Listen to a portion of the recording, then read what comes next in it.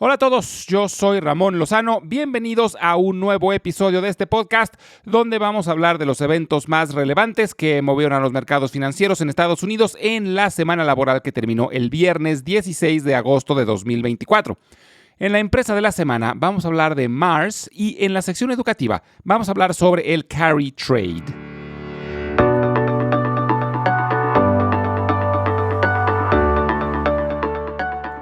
Los mercados rebotaron esta semana. El Dow Jones subió 2.9%, el Standard & Poor's 500 ganó el 3.9% y el Nasdaq brincó 5.3%. Fue la mejor semana de este año y así de rápido cambió el sentimiento sobre la economía de los Estados Unidos. Hace un par de semanas surgieron dudas sobre una posible recesión, pero los datos de esta semana muestran una economía aún muy robusta.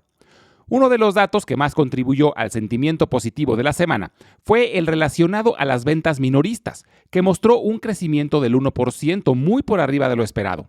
El crecimiento fue generalizado, con 11 de las 13 categorías principales mostrando ganancias, lideradas por un fuerte repunte en las ventas de automóviles.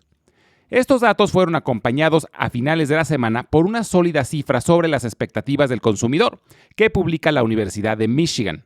Ambos informes, junto con un estupendo reporte de Walmart, indican que el consumidor estadounidense sigue gastando a buen ritmo y se mantiene relativamente optimista sobre el futuro. Otro dato importante que se publica semanalmente son las solicitudes iniciales de subsidio por desempleo, que ofrecen una visión en tiempo real sobre la salud del mercado laboral, ya que es una forma de rastrear la cantidad de personas que no tienen empleo. Este reporte ha cobrado mayor relevancia recientemente debido a que el mes pasado tuvimos un par de cifras elevadas que causaron preocupación. Pero esta semana las solicitudes de desempleo disminuyeron, lo que ha aliviado los temores sobre un debilitamiento sostenido en el mercado laboral. También tuvimos información positiva relacionada a la inflación. Tanto el índice de precios al consumidor como el índice de precios de productores mostraron una ligera reducción. Los precios al consumidor mostraron una inflación menor al 3% anual por primera vez en el año. Hubo reducción de precios en múltiples categorías como alimentos, ropa y automóviles, pero la inflación en la vivienda sigue muy terca, aunque se espera que poco a poco empiece a bajar. Un rubro que ha mostrado incrementos importantes ha sido el de los seguros, sobre todo el de seguros para automóviles, pero no se espera que siga subiendo tanto.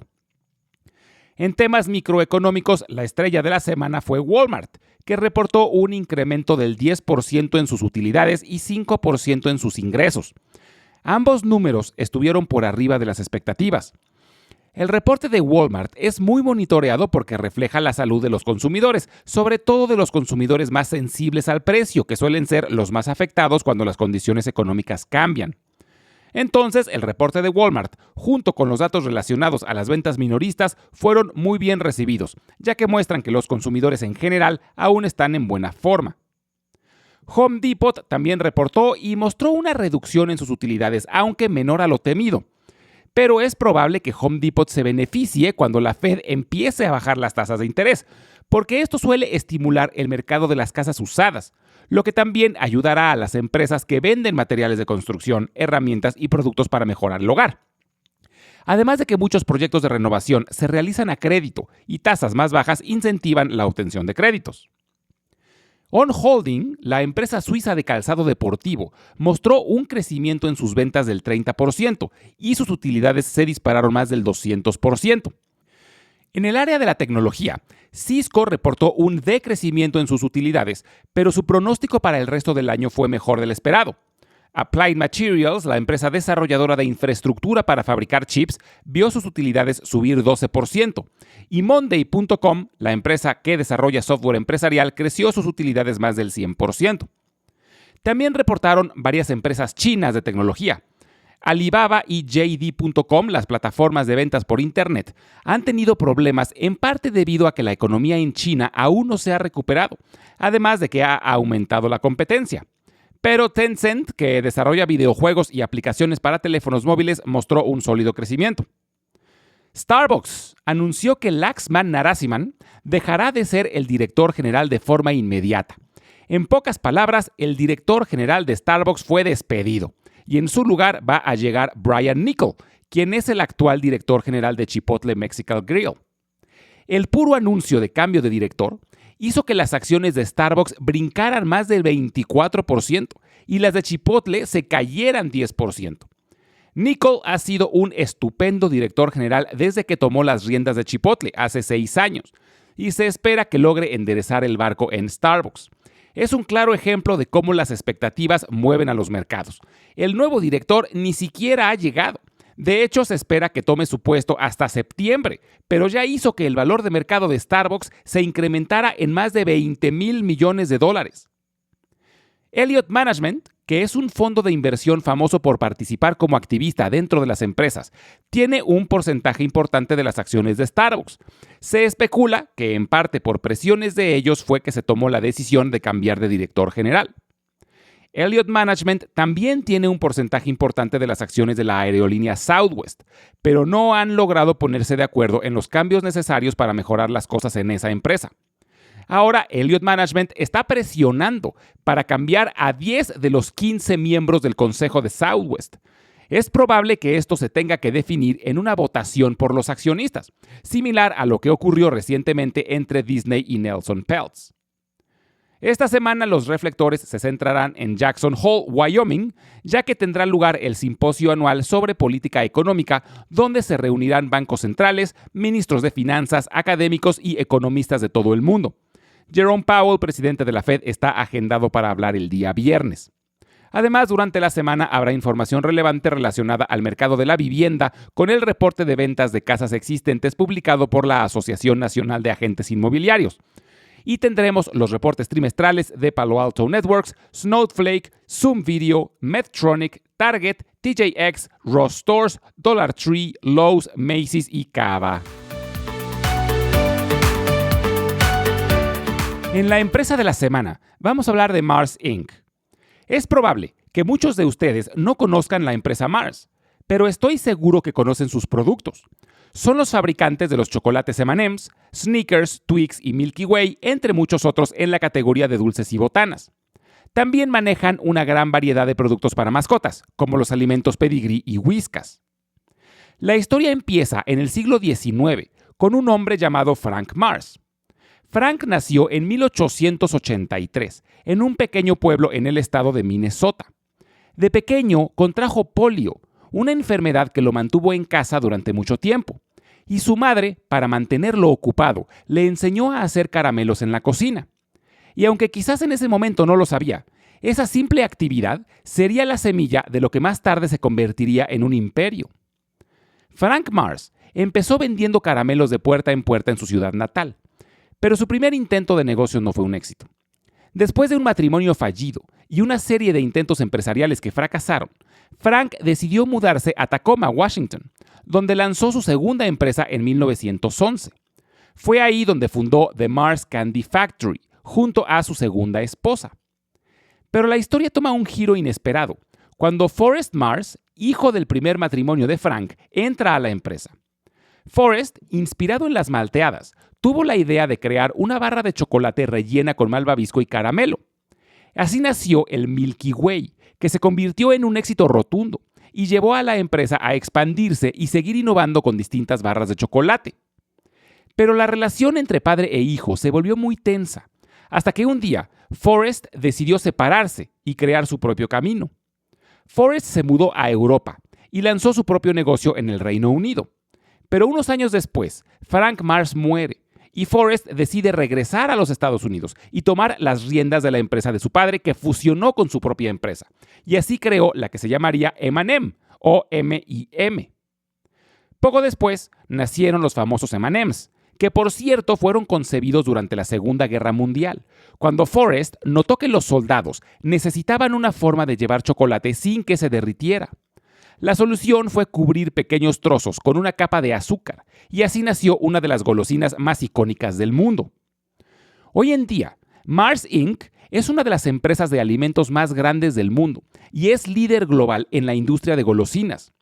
También participa en otras áreas de la industria alimentaria con productos como arroz, salsas y comida preparada, además de tener presencia significativa en la industria de los alimentos para mascotas y salud animal, operando hospitales veterinarios y servicios relacionados. Tiene operaciones en más de 80 países y cuenta con más de 130,000 colaboradores a nivel mundial. Y la semana pasada anunció que llegó a un acuerdo para comprar Kellanova, la empresa de botanas que solía ser parte de Kellogg's. Con esto, Mars añade a su catálogo marcas como Pringles, Pop-Tarts, Eggo y Nutri-Grain, entre otras. Pero a pesar de su gran tamaño, la empresa sigue siendo propiedad de la familia Mars. Es decir, es una empresa privada. Según la revista Forbes, es la cuarta empresa privada más grande de Estados Unidos. Así que desgraciadamente no es posible comprar acciones de esta empresa, pero aún así me pareció interesante conocer su historia. La semana pasada mencionamos que el carry trade fue uno de los responsables de que la bolsa japonesa cayera más del 12% en un solo día. Hoy quise profundizar un poco más sobre este tema. El carry trade es una estrategia de inversión que consiste en pedir dinero prestado en una moneda que tenga una tasa de interés baja y luego convertir ese dinero en otra moneda que ofrezca una tasa de interés más alta. La idea principal detrás de esta estrategia es la de beneficiarse de la diferencia entre las dos tasas. Los países desarrollados, desde hace muchos años, han tenido economías relativamente estables y sus tasas de interés se suelen mover poco. Por esta razón, el carry trade es considerada una estrategia de inversión de bajo riesgo. El principal riesgo que conlleva es el tipo de cambio, que puede variar en cualquier momento. Otro riesgo es el cambio en la política monetaria de los países con las monedas involucradas, ya que esto alteraría la diferencia entre las tasas. Este último es un riesgo muy bajo, porque generalmente los cambios en la política monetaria no son bruscos y típicamente se suelen anticipar. Rara vez los bancos centrales sorprenden con cambios grandes en las tasas de interés. El Banco Central de Japón ha mantenido sus tasas sumamente bajas desde hace décadas. A inicios de los años 90, Japón entró en una profunda y larga recesión, por lo que su Banco Central decidió bajar las tasas de interés a cero. Posteriormente, desde 2016, tomaron una postura aún más agresiva y fijaron sus tasas en territorio negativo. Muy poquito, porque las tasas estaban en menos 0.1%, pero aún así es una medida muy poco convencional. El objetivo fue el de desincentivar el ahorro y promover el gasto para tratar de estimular la economía que estaba estancada, además de que tuvieron periodos largos de deflación. Esta política monetaria hizo que pedir prestado en yenes fuera sumamente barato y el carry trade se volvió muy popular. El problema fue que se empezó a especular y muchos inversionistas no se conformaban con las ganancias del diferencial de tasas, sino que además invertían el dinero en la bolsa, lo que conlleva doble riesgo.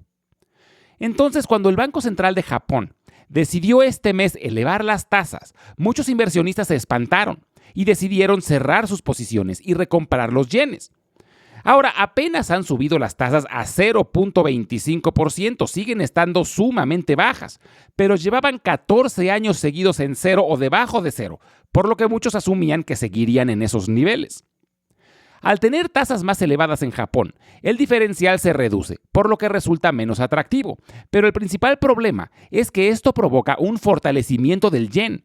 Y este sí es un riesgo grande para los inversionistas que hayan pedido prestado en yenes, ya que les saldría mucho más caro pagar esa deuda.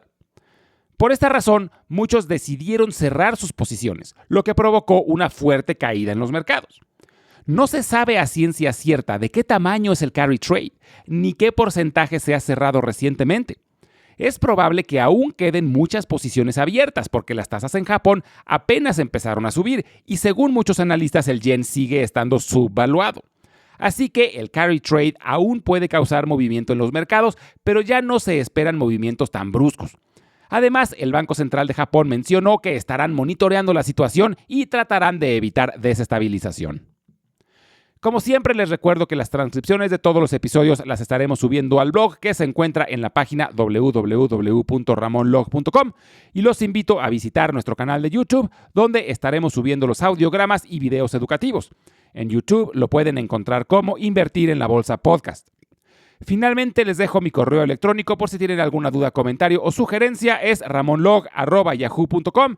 Muchas gracias y nos escuchamos en el próximo episodio.